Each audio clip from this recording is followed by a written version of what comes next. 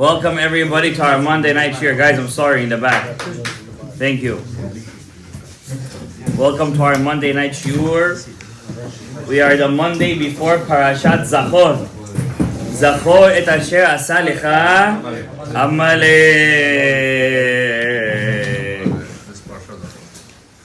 Very, very serious parasha.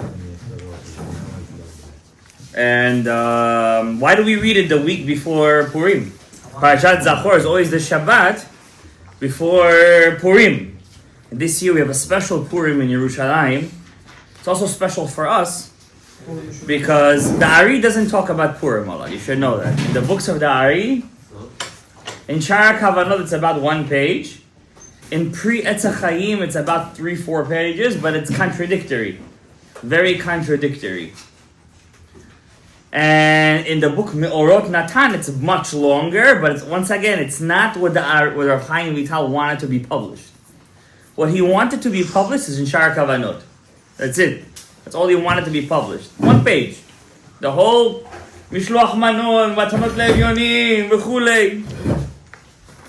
And we see something interesting. In Purim, Rabbeinu Ha'ari writes that in Purim, it's kind of like the Gemara gives us the ability to do an Avera.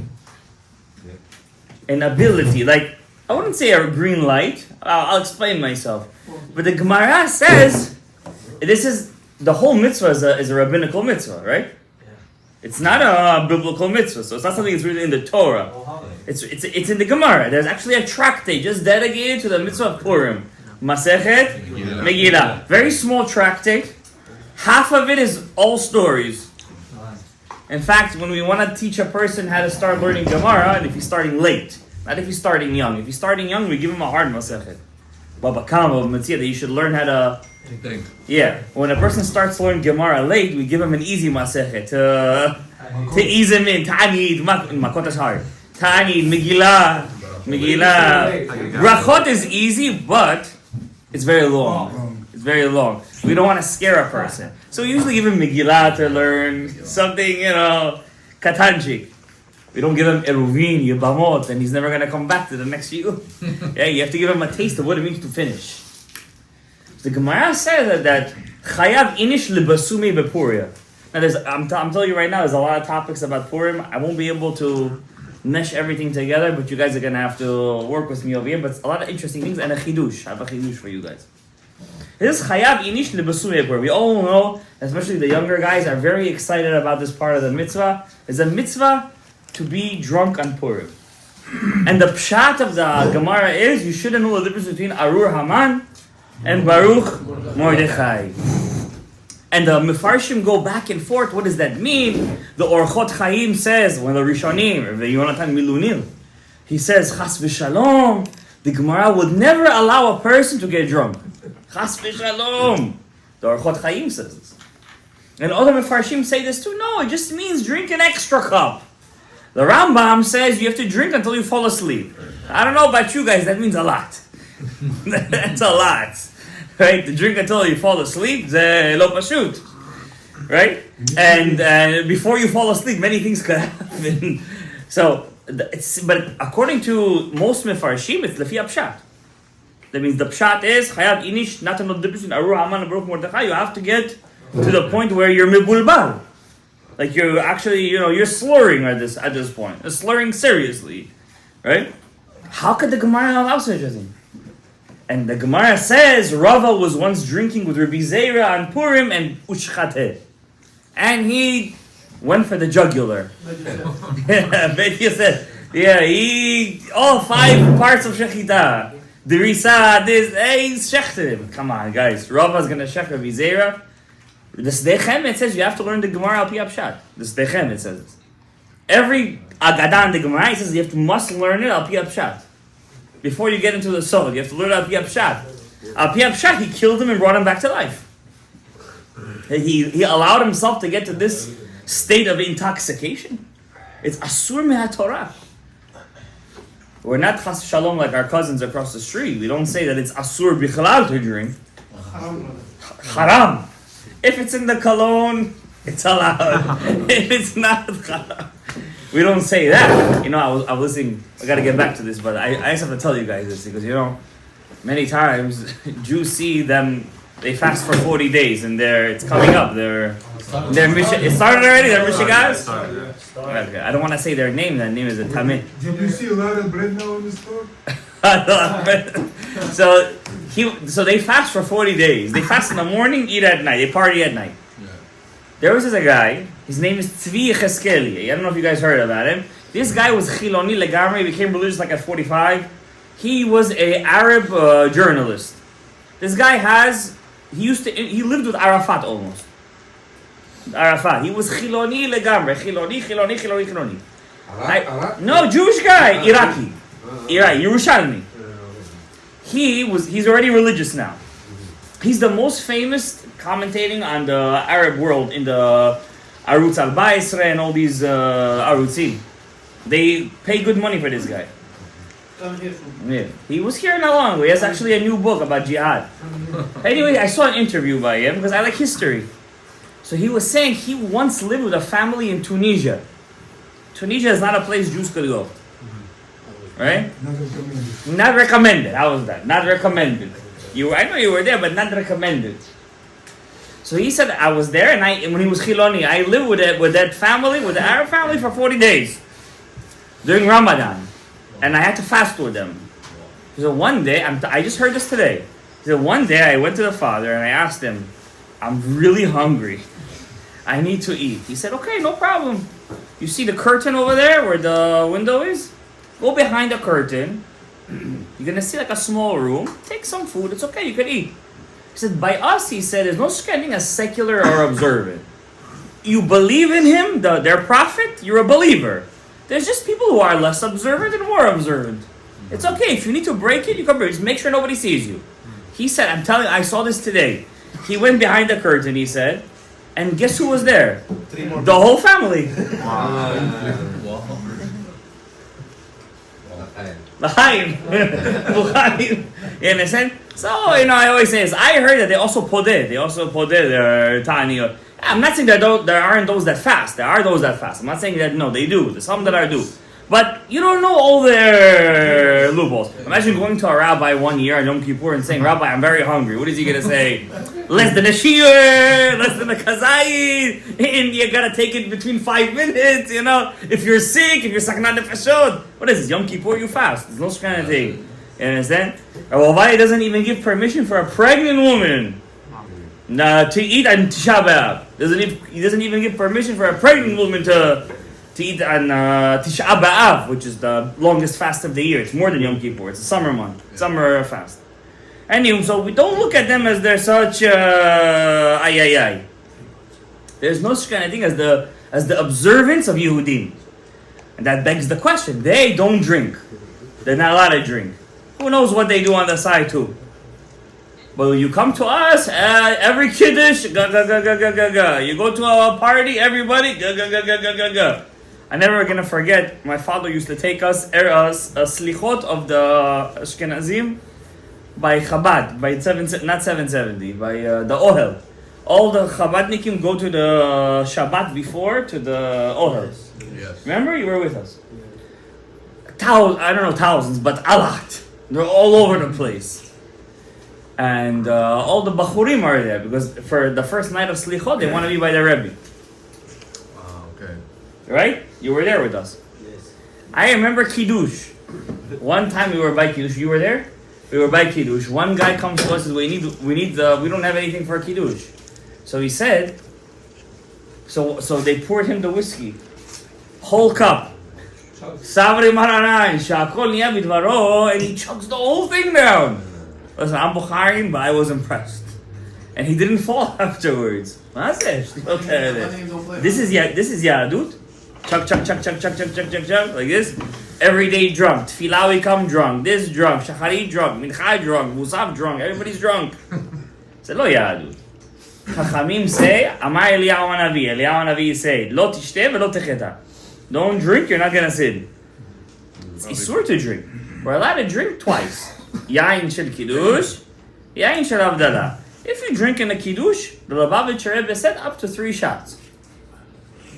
That's what he used to say. I'm serious. He actually had as a takana. In Chabad, there's a takana. Until 3. The only problem is their 3 is the Smirnoff. That's like 20 of everything else. So it's all relatively speaking. But really, it's that asura fi halacha. You can't daven when you're drunk. You can't come to shul when you're drunk. You can't even tipsy. Really? You're learning Torah when you're drunk. The Gemara says some rabbis they couldn't get into the mood. Why? Their wife called him. Could you do some errands for me today? So one rabbi says I couldn't think the whole day. He needed to chug a cup of wine down. He was calm. He was able to learn. My point is, it's not looked nicely upon this thing in Judaism. We don't look upon it in a nice way. So the Gemara is really, the Mefarshim asks, so why the Chachamim ban it? Chachamim should have banned it. It says the Chachamim, the Chachamim, the Torah will never ban something that people cannot handle.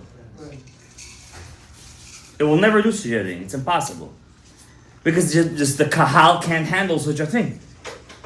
So the Torah teaches how to do it intermediate, like in moderation. Learn how to be calm. But what's interesting, the Chachamim who are so strict, all the stringencies come from who? The Chachamim. And on their holiday, which is Purim, they say you have to get so drunk, according to the Rambam, you have to fall asleep. That's not a kula, it's a chumrah. Somebody told me that's a chumrah. He told me to drink until you fall asleep. I'm going to die, he said. I can't handle such a thing. Yeah, there are some drinks that make you fall asleep. Wine, for example. It's more of a downer. It makes you fall asleep. According to the Ari, you could only drink wine on Purim. You should know that. Because I learned it. In Shara Kavanah, it doesn't say it. In Pri Etz Chaim, that's what he says. No, but we have to be honest. It doesn't say that in the Gemara. Gemara doesn't say that. Shara Kavanot doesn't say that. It's a Pri Etz Chaim. Pri Etz Chaim says there's a certain kavanah you're supposed to have when drinking wine on Purim. Kavanah you're supposed to have. Dafka, this kavanah is in what? In yain. Also, there's also a remez. On that day of Purim, the whole miracle came from Esther's mishteh. What was her mishteh called? Mishteh ha-yayin. Okay? Now, for some people, it's very hard. Because after 3 cups of yain, everybody's different. They feel bad. Their mind is not in the right place. They have a headache. They feel very heavy. You can chug a whole bottle of whiskey, but when it comes to yain, he just can't. Everybody's very different in his body. You understand? They handle the chemicals very different. You understand? So you shotei yain 2, 3. Now there's no mitzvah to get drunk in the night. Yes or no? Is there a mitzvah? Yes or no? No. Is there a mitzvah to do suda in the night of Purim? No. No. Because it's not a mitzvah. So you when the mitzvah time comes. No mitzvah. Morning. Morning only. En simcha ela babasar vayayin. So what are we going to do? How come everybody gets drunk in the night? All the yeshiva guys have their parties in the night. Convenient. From here is a sign that it's not, what's moving them is not the Yetzer HaTov. They're using it as an excuse to feed their Yetzer Hara. But it's not their fault. Why did the Chachamim give them an opening to feed the Yetzer? It's not allowed. They need it. Once a year they need it. After 70 years of Galut, the Chachamim said, listen, the second temple is not as good as the first one. Give them a day. Tov. Chachamim are not like that. So, B'ezrat Hashem, I'm going to explain to you today 2 things. We're going to try to reach 2 answers. Why did the Chachamim give us permission to drink yain on Purim? And how come it's not an avera to get overly drunk on Purim? Of course, there should always be a shomer. Every party needs a shomer. You know what a shomer? The designated driver. He's not going to drink? He doesn't drink. He doesn't feel the Because he can't drink. Let's say a guy can't. Sick. He's sick. He should take upon himself the responsibility to be the shomer. If he sees things getting out of hand, unplug the music box. You understand? Every party needs a shomer. Just like if you eat before mincha, you need a shomer. Kal v'chomer. You know, especially if chas shalom you're gonna miss mincha, you're gonna miss birkat hamazon. You know, it happens. One time I got so drunk on Purim, I remember I was giving a toast. And I regret it. Even though that was the only time that I fulfilled the mitzvah, but I don't feel like I fulfilled it. In the middle of my toast, I actually dropped on the chair. fainted? You fell asleep here. I don't know if I fainted or fell asleep. It was right here, actually. Right there. I was saying a toast to actually the guy who sponsored today's shiur. And in the middle of my toast, I dropped. So then I told myself, I'm never ever again gonna do this. I love the Rambam, and I want to fill the halakha, but it doesn't feel like Purim to me. Where's the Or HaGanuz? Where's all those special? I want to feel the lights. I don't want to feel the sleep. It's supposed to come to your dream. No, it didn't come to my. It came, but I forgot. So zelo pashut, right? You can't just say I'm gonna drink, and not only that, there's other mitzvot: matanot le'evyonim, mishloach manot, sudat Purim, kiryat Megillah, kiryat michiat Amalek, zachor zalcha Amalek. Machazit shekel, yeah, we do before, but you could already start doing it right now if you want, right? You could give your machazit, zecher machazit. Thank you.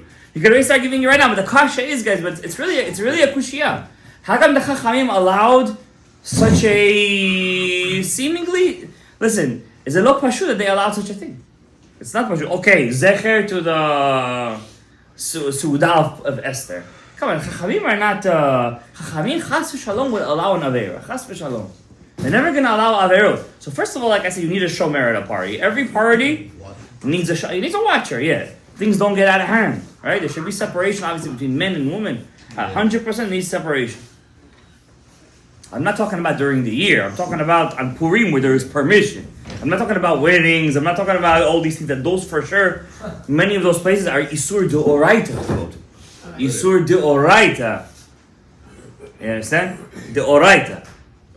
A mixed wedding is a isur deoraita. It's not a chumrah. It's a isur deoraita. Besides for the isur of lo taturu achari levavchem v'nishmarta mikol davar, tons of shemirat einayim, tons of stuff. But who knows what happens afterwards of people driving? She's a nida. Talking about a person's wife. I don't care. You know, I'm drunk, you're drunk, I drink, you drink. Okay, say you didn't go to the mikveh. Imagine a kid comes out of that ben nida afterwards. And the Gemara says whoever is with his wife and gets her pregnant while he's drunk or she's drunk, the child is close to the tum'ah.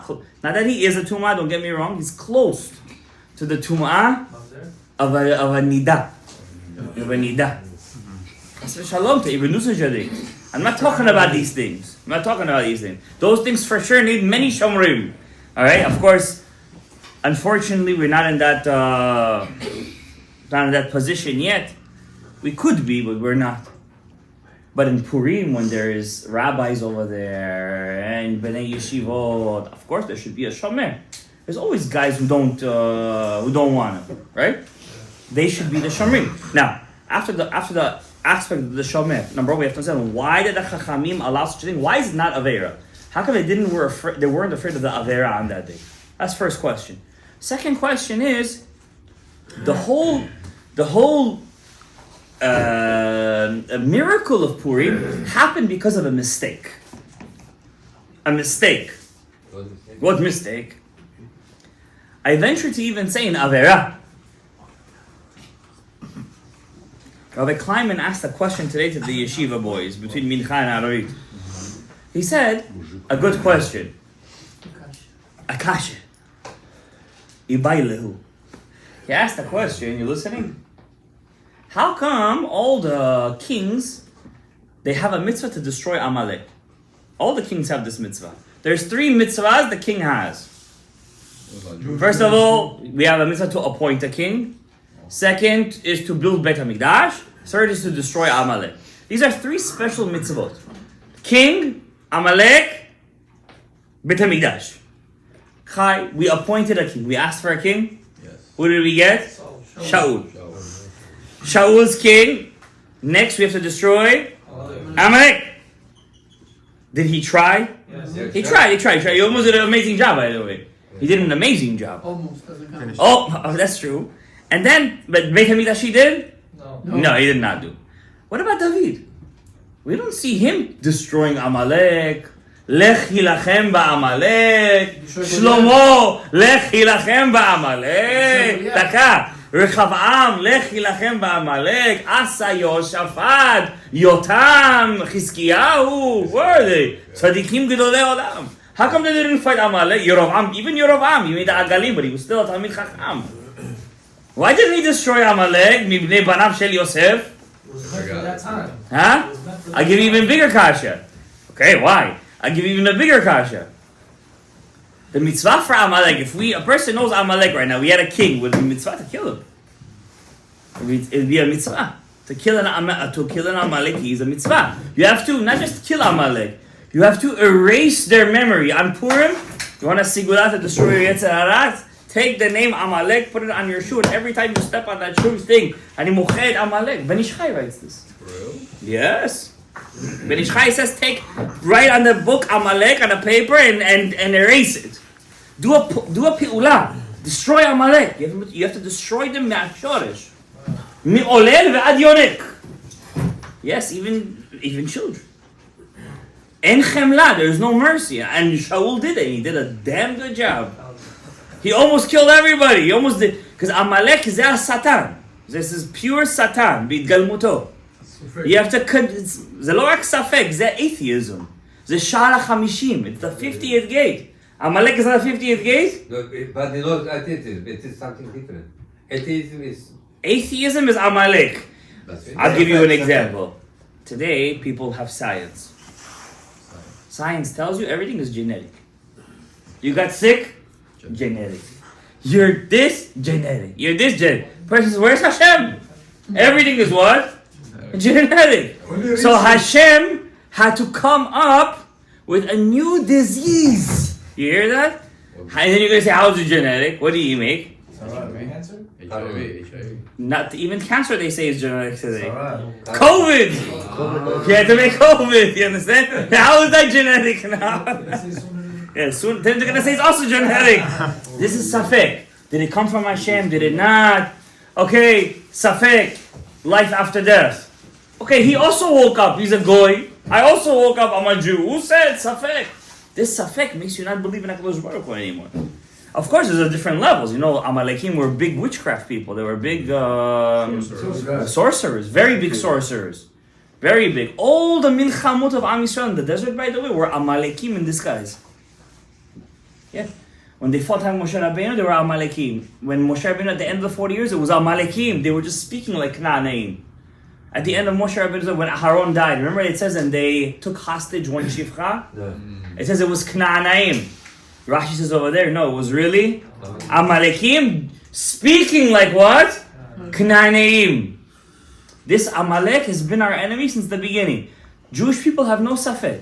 Shema Yisrael, Hashem Elokeinu, Hashem Echad. From the Holocaust, Spanish Inquisition, 1648, 1649, Khmelnytsky's pogroms, till the end of the generations. Shema Yisrael, Hashem Elokeinu, Hashem Echad. We never have any safek.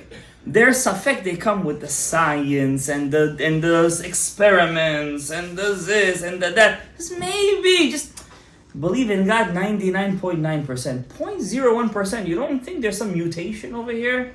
What's a mutation? The word mutant. What's the word mutation? They like to use the word mutation, scientists. It's a deformality. It came out of nowhere. Evolution. What evolution? Transform. In Adam HaRishon, he was the keter, he was the seed. In that seed was all the DNA of all the human beings that will be from the beginning of this world, even the blacks and the Indians and the Spanish and the Jews and the Filipinos and the Europeans and the Vikings. All the DNA was inside Adam HaRishon. Why? Adam is keter. From keter you have chokhmah, binah, da'at, chesed, givurah, tifer, netzach, hod, yisod, atzilut, beriah, yitzirah, ak, klipat noga, where it was all where? In that keter. What's a keter? Keter is a seed. And that small seed, how does a tree come out of that?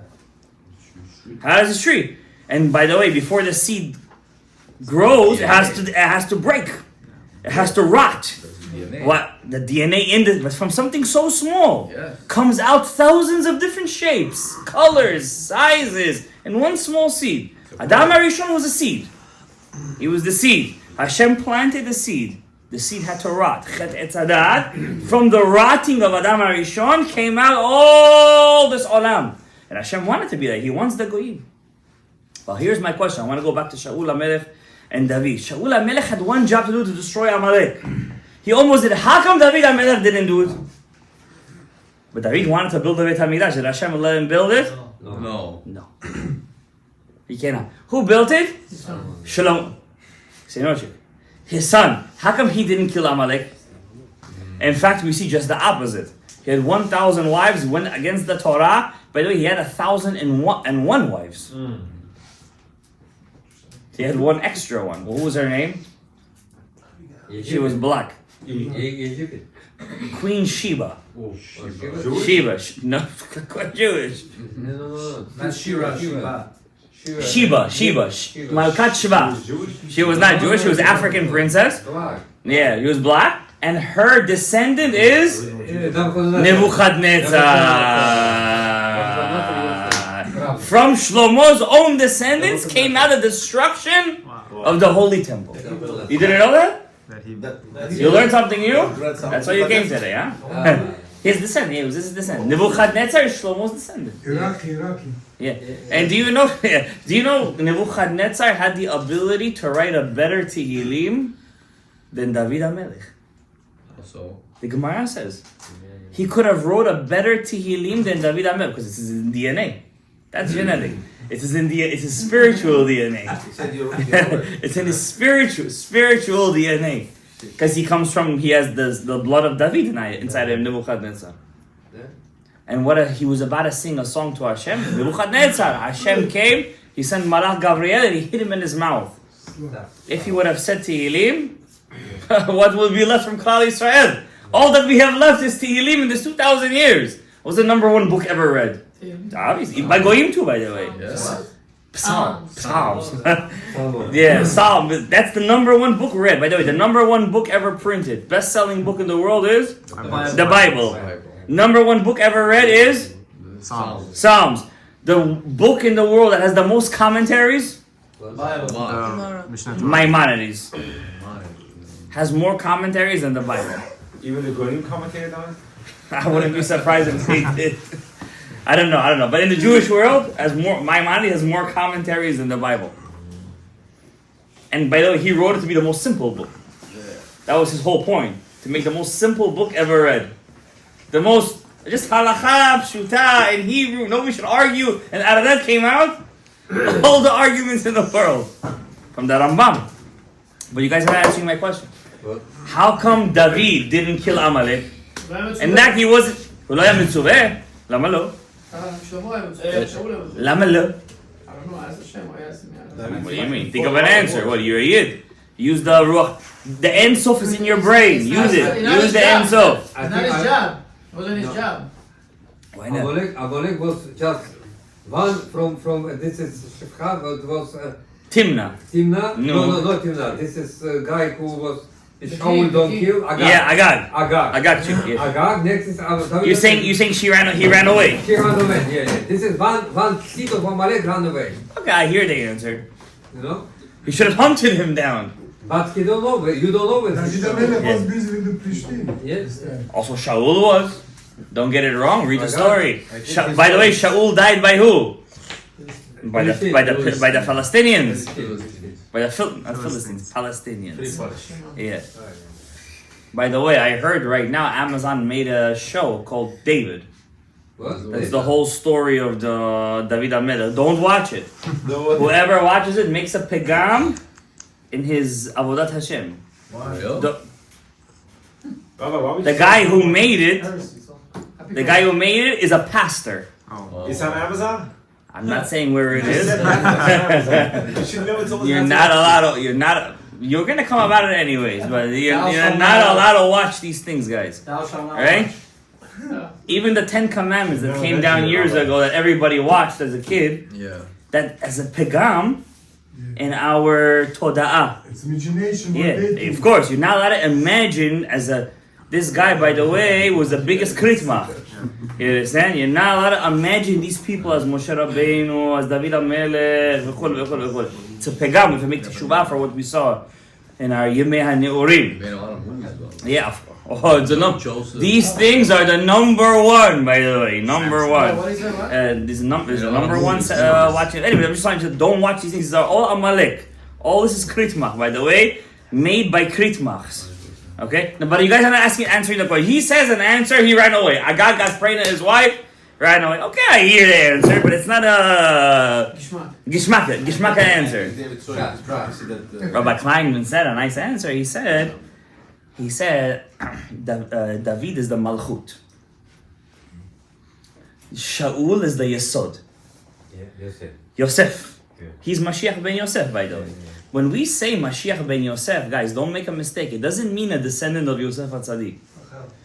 It means a person with the neshama of Yosef HaTzadik. It does not mean a descendant of Yosef. But David is from Yeah, I'm telling you guys a chidush right now. It's not a chidush, the Zohar Kadosh. But David is from Yerusalem. By the way, a person from David HaMelech's descendants could be Mashiach ben Yosef too. Or Chaim HaKadosh. Thank you very When much. we say Mashiach ben David, though, When we say Mashiach ben David, the Rambam says he's a descendant of David, David HaMelech. so it's direct. Direct, that's what the Rambam says. But I wouldn't be surprised if it means also Nishmat David. Because the Navi is not clear. It says, V'yatza choter migeza Yishai. A sprout will come out from Jesse. Yishai. I gotta fight the Kalipot. It says it's gonna come out from Yishai. It doesn't say it's gonna come out from David. In fact, the Navi said, actually, from the prophet, it's actually more probable to say it's David himself, the Neshama of David. Why? What does the Navi Yechezkel say? We're gonna say very soon in Chodesh Nisan, we're gonna read the princes, and then we're gonna read the Zohar on it. It says over there, and David will be their king. How is David their king? It has to be Techiyat Ametim. By the way, there's 3 dates coming up that it's almost 100% is the last time. It's Be'itah. What do you mean? Well, the last time before the Geula. It has to be Geula already. One date, the Ramban writes and the Ramak writes, Umatayim lenotrim et period, 200 years before the year 6000, which is exactly in 15 years. Right? So in 15 years, that's the end date of the Ramban and the Ramak. Doesn't that mean it just starts? It probably means the beginning of Tchiyat HaMetim. There's another 2 dates from the Zohar HaKadosh. Closer or later? Yeah, closer. To us. One date is 210 years before 6000. It's Mifurash in Zohar Tolot. 5 years. Yeah, 5 years. There's one date 214 years. So next In next year, exactly. In next year. Wow. These are 3 dates that are coming up. Who are those other two? One is Rabbi Yossi, one is Rabbi Yehuda in the Zohar Parashat Tolot. Wow. It's a machloket between them. Now, I'm not saying that they're Nevi'im, that these are not prophecies. These are Lishonot in the Zohar HaKadosh, but from where the world is going right now, things are heating up very much. And the reason for this, so Rabbi Kleinman wants to say, because Shaul was, I'm going to get to the answer, and we're going to tie in. Rabbi Kleinman wanted to say, because Shaul was Yesod, Hashem gave him the opportunity to destroy Amalek. What's the power of Amalek? Amalek comes to scatter us, To divide. to divide us, to make a lot of opinions. What's a suffix? A suffix is a machloket.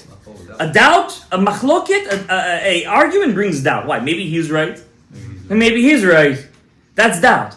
What's the power of Yesod? The power of Yesod is to unify everybody. So who could destroy Amalek? Somebody who has the power to unify. And who's the unifying power? Who's the unifying power? Shaul. Huh? Shaul is from the children of Rachel. Also, I'm going to teach you guys now a secret. Shaul, there were 7 kings, 7 spiritual kings that ruled this world before Adam Harishon was born. 7 spiritual kings, yeah. Moses? This is the No, Moshe Rabbeinu was born after Adam. These are the 7 premortal kings. 7 premortal kings. These kings were the original kings, but they were full of klipot and they broke. And from them came out the 288 sparks that we Jews are picking up all the time. In 6,000 years. That's why there's 6,000 years and the 7,000 years is Shabbat. The first king is called Baal Hanan. but this is in the park. No, I'm sorry, I'm getting it wrong. Doesn't want to get erased. It's listed in the park, no? Baal Hanan is the 7th king. The first king is Bil'am. the soul of Bilam, but in the Parsha he's called Bela. Bela ben Beor. That's Bilam. The soul of Bilam. The source. The source of his soul, correct. He's the premortal king. How's it Premortal? Kadum. Okay. Second, he's Da'at. Is Yovav ben Zerach. That's Chesed. Third king is Husham Me'eretz HaTeimani. The Houthis. It's not a joke. Husham. That's a third, that's Givura. Husham. Can you write who's who? Mashiach. Moshe. Mashiach, Givura. Reads Givura. Can you write who's who? Huh? Okay. A fourth king is going to be Hadad ben Bedad. Hamaked Midian. That's why also his name is Hadad. What's Hadad? Hadad is your chest in Hebrew. Dadim. Eldad Umeidad. That's why his name is Hadad. 1, 2, Hadad ben Bedad. Da'at, Chesed, Givura, Tiferet, Netzach, and Hod is one king. One king with two powers. Because your legs always have to be connected when you daven. Samla, Samla, Mi, Mas, Reka. Netzach and Hod. By the way, that's all the souls of Nadav and Avihu. And since they're premortal souls, they had to die. Any person whose soul comes from these places, they have to die terrible deaths. That's why we always want to be from Olam HaTikun. We don't want to be from Olam. This is called Olam HaTohu. Tohu Vavo. Wait a second. Tohu Vavo is the chaos world. But people love chaos, right? They want to go dancing and shrinking and chaos. But that chaos brings them to what? Samla Mimas Reka. That's Netzach, and that's Nadav and Avihu, by the way. It's the sons of Aaron. But Hadad ben Bedad is the soul of Yonatan ben Shaul. Tiferet the Nikudim. Very, very big. Son of Shaul. Big, yes. Big, that's his root soul, says the Ari. From here. His father comes from the Yisod. And guess what his name is? What's the sixth king's name? Shaul Merchovot Hanahar. Oh yeah. That's where you come from? Shaul Merchovot Hanahar. Now I want to tell you guys something interesting. First of all, his name is Shaul. He's the sixth premortal king. He's also Keneged the Yesod. He's not just a unifier. He's a unifier of Olam HaTohu. That means if anybody has the power to bring unification, who is that? Shaul Amalek. And since he's in Olam HaTohu, who's his antagonist? The Nachash himself. And who's the Nachash? Amalek. Rishit Goyim Amalek. What does it say by Amalek? Vayizaneh. Where does Amalek attack from? The tail. What does it say by the Nachash? And he's going to put his tail around your leg. Amalek is the tail. Who's his protagonist, Amalek? Shaul. Now pay attention to this. Moshe Rabbeinu is hinted over here too. Shaul, this is the Ariyak, I'm saying you Otzrot Chaim right now. This is a shiur in Otzrot Chaim really. Shara Nikudim. Shaul Merichovot Hanar is Reshei Tevot Moshe Rabbeinu. That's where his soul was from too. Wow. That's why he didn't go inside Eretz Yisrael. Why? Because he's from Olam HaTohu. He couldn't go. But Moshe Rabbeinu had one very big power, that he had a tikkun mitzad hevel.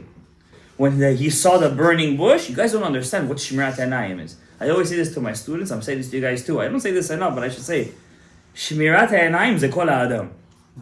All of our tikkun, from Hevel, from Chava, from Shimshon, all the big people who fell, it's all the Einayim. And by the way, all these kings came out of where? The Einayim of Adam Kadmon. That means all the Shbira is in the Einayim. Everything. You shomer your Einayim, you're not going to have a nisayon in the breed. You're shomer Einayim, you're not going to have a nisayon in the machshava. And I'm going to tell you something even stronger. Einayim is keneged chokhmah. You're shomer your Einayim, you're going to also have long chayim. Because Yosif chayim, what's chayim? Chokhmah. Chokhmah is chayim. Chacham is gematria chayim. If you have chokhmah, you have chayim. That's why they said in the Perkei Avot. Shimon, the son of Rabban Gamliel says, כל ימי גידלתי בין החכמים, חכמים! לא מצאתי לגוף טוב אלא שתיקה. שתיקה. Close the eyes. Don't look. I don't want to know. I don't want to hear the gossip. Don't talk to me. I don't want to hear it. It's none of my business. This power of, and Moshe Rabbeinu had this. He didn't want to know anything. In fact, he fought with Hashem for 7 days and 7 nights. Not to go to it, but he was his avodah. But at the end, he was still olam hatohu, Moshe Rabbeinu. In one aspect, he couldn't go inside Eretz Yisrael. But don't worry, we're going to see him very soon. Amen. He's going to bring us back into Eretz HaKodesh. Amen. What do you think? Goel HaRishon, who Goel HaAcharon. Shaul was connected from Moshe Rabbeinu, from olam hatohu, from Shaul Mechot Hanarei. By the way, what is the name of the book of the Rashash? No. Nar Shalom is the second book, but what's his most famous book? Rechovot Hanar. He named it that on purpose. What? Rechovot Hanar. Anar. Yeah, I don't know if I have a book over here. Anar, this is Huh? river? Yeah, it's a river. So you see, so this is the book of Kavanot. What's the name of the book of the Kavanot? Rechovot Hanar. See that? Rechovot Hanar. This is just a book of Kavanot. But if you see his actual sefer, all of his chokhmah, the name of the book is not Nahar Shalom. It's Rechovot Hanahar. And he named it that on purpose. It should be Keneged HaTikun against Amalek. Because Torah Hasod, Yesod, Shaul Rechovot Hanahar has to be Mitaken Amalek. He has to fight Amalek. The fighting of Amalek is to prove Hashem. There's no safek. And how do we do that? Only through Sodot. Sod, Yesod. Everything is connected. The last king, so this is Shaul Amalek right here. Now I'm going to tell you a secret. Why was Shaul got killed by Pilishtim? But if you guys know the story very well, who actually killed him at the end? His general. He jumped on the sword. He basically did seppuku. Alright? Suicide. I didn't want to say that word, but... Huh? He killed himself. Yeah. He wasn't dead yet, because when a person stabs himself, Takes time. it takes couple of, and then the Pelishtim were coming. They were going to take him hostage to ransom his body, just like the new Amalekim. This is their Amalek. Yeah. And then he saw, who did he see? Who did he see? His helper. No, his helper killed himself too. Amalek. An Amaleki, so. A Ger Amaleki. It's in the Navi. What do you mean? It's in the Navi. He saw a Ger Amaleki and he said, "Kill me." And the Amaleki said, "My pleasure." And he killed Shaul. He took his tefillin from his hand, because he used to wear tefillin all day over there. And he took his crown, which probably also means tefillin shel rosh, and he went to David and he said, "David, look! I have your..." Because who was trying to kill David all this time? His father-in-law. So he said to him, "Look, I got your enemy's thing." He said, "How did you touch Mashiach Hashem?" The only king that's called Mashiach Hashem in the Navi is who? There's two people. One is a Jew, one is a Goy. Cyrus. One is Shaul, he's called Mashiach Hashem. And the second one is Cyrus, correct, Koresh. By the way, how do you spell Koresh? Chaf, Resh, Shin. Spell it opposite, Shikor, to get drunk. When we get drunk during the time of Purim, which is Keneged, Shaul, and both of them are called Mashiach Hashem. You're supposed to get drunk. But you have to understand why first. But once you understand why, it's going to be a different drunkenness. We're gonna go back to that topic. We gotta go back, but let me explain to you. Shaul is for a second. I'm already done, guys. Stay seated for a second. The last king, by the way, is called Baal Hanan. Baal Hanan, that's his name. Baal Hanan ben Achbor. That's the 7th king. And the 8th king is the Tikkun. He's called Hadar. That's why Etrog is called Pre-Etz Hadar. The Etrog is the Tikkun for all the Shmona Melachim.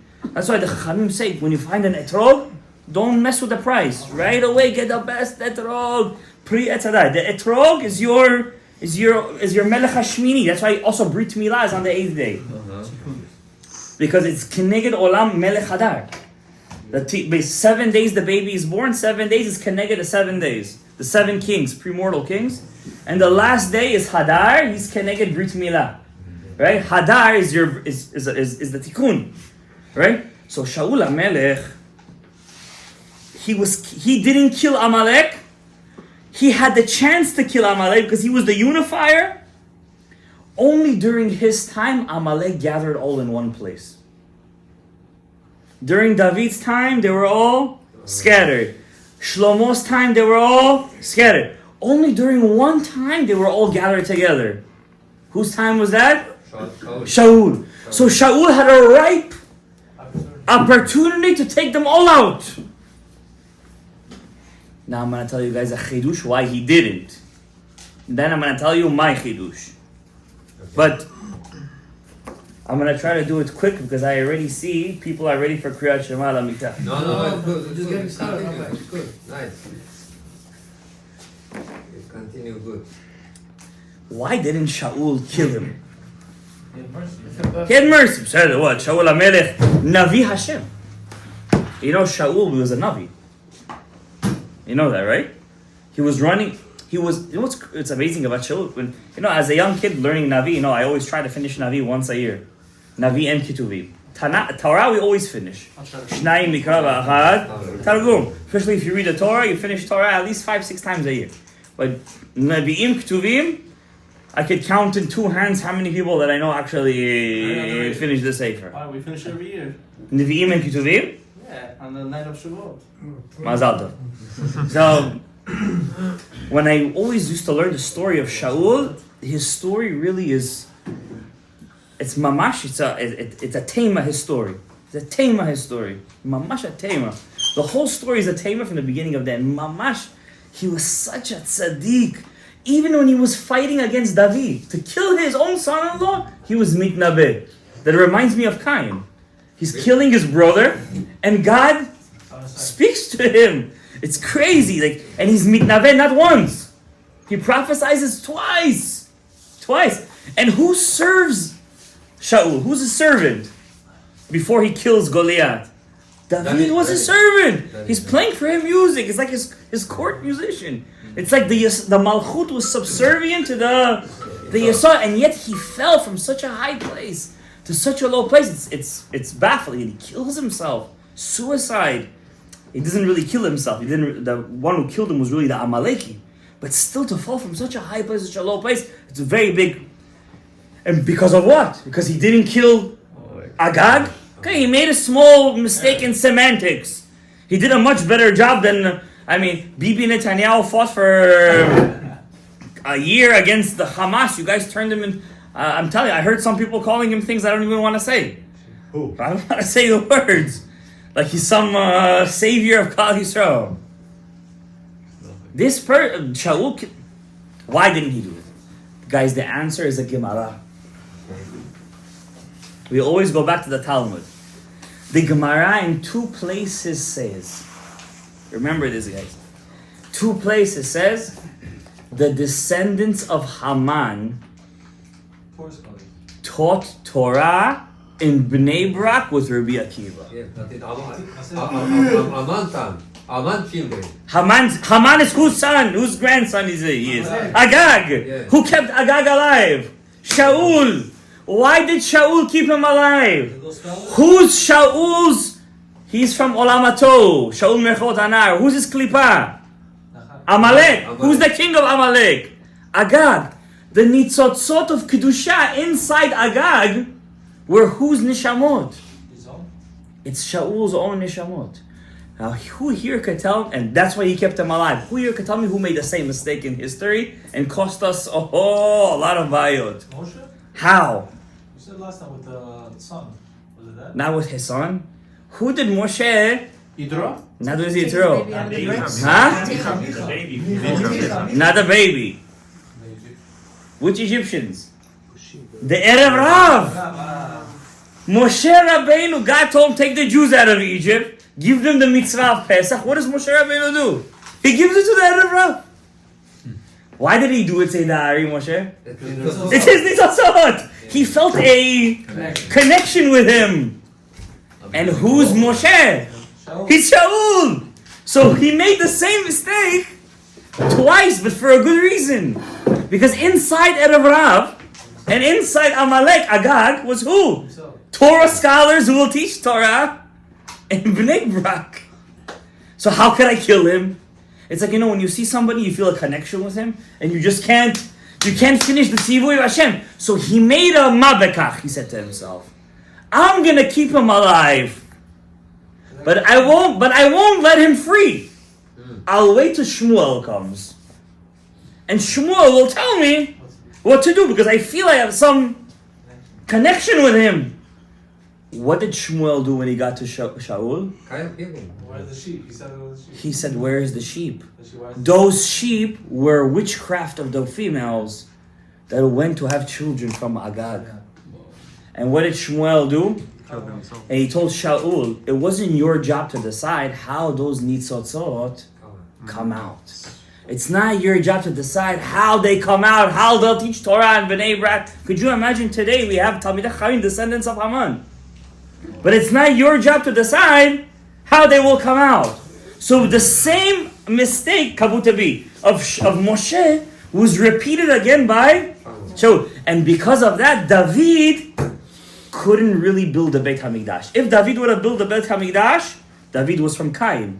He would have made the Beit HaMikdash complete forever. He couldn't do it. So who did it fall into the hands of?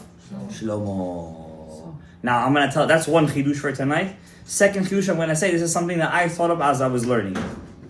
Shaul HaMelech comes from Olam HaTohu.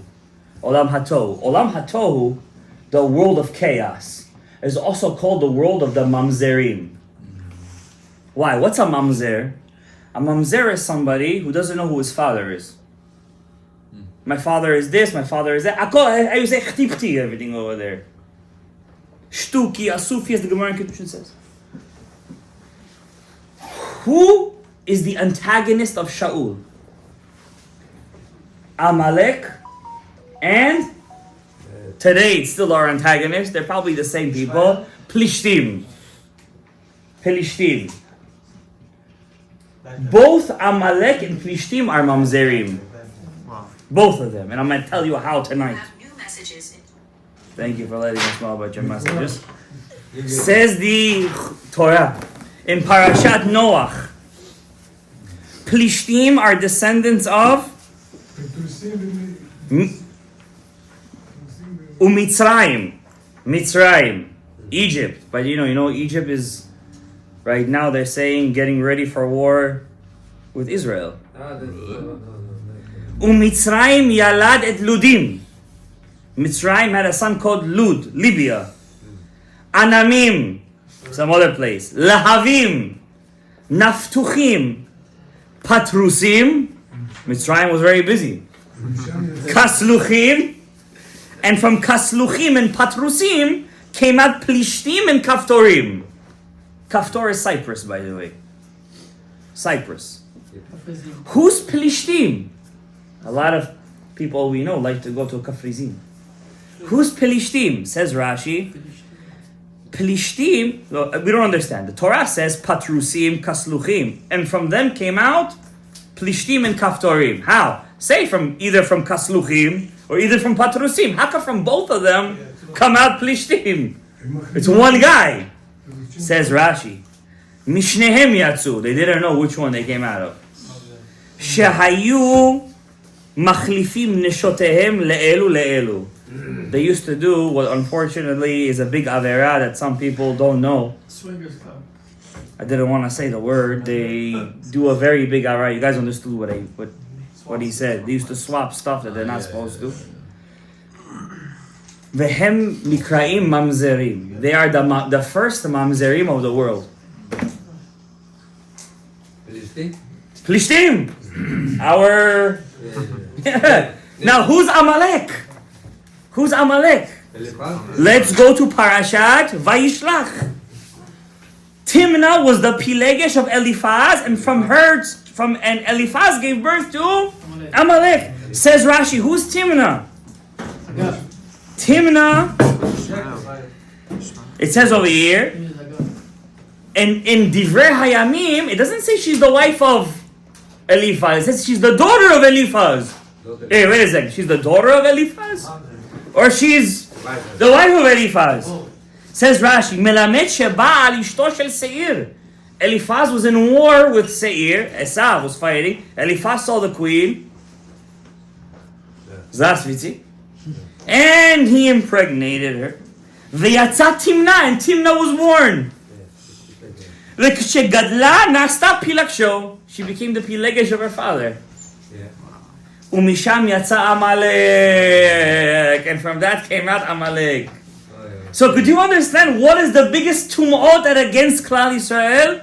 Till today, by the way, they're still till today our biggest Yetzer Haras. Amalek and Pelishtim. I don't want to say their name. Say their name, give them power. What are they called in the Torah? They're called mamzerim. Now listen to this, guys. Mamzer is Gematria 287. Plus 1 is 288. Am Yisrael was given the mitzvot to take out the 288 sparks, so there won't be any mamzerim like the Pelishtim and the Amalekim left. And the biggest mitzvah that takes that out is, Rashi says, I'm going to explain to you why it's connected to that. Giving tzedakah. Tzedakah. Because King David calls tzedakah Pizar Natan Le'evyonim, Tehillim 111. Pizar. What's Pizar? He spread his money out. What's Pizar? 287 plus 1, 288. What day of the year you're allowed to give tzedakah to anybody, even to a goy? On Purim. How do you do that? You can give tzedakah to a goy. Chayav inish lebasume lepuria. And why are you allowed to lebasume in Purim and not on any other day? Because on Purim is the day that we're mitaken the nachash. And what was the sin of Etzadat? Getting drunk. If we mitaken the nachash, there's no avera of drinking, and that's why the Chachamim allowed us to drink on Purim. Baruch Adonai le'olam. Amen. Amen.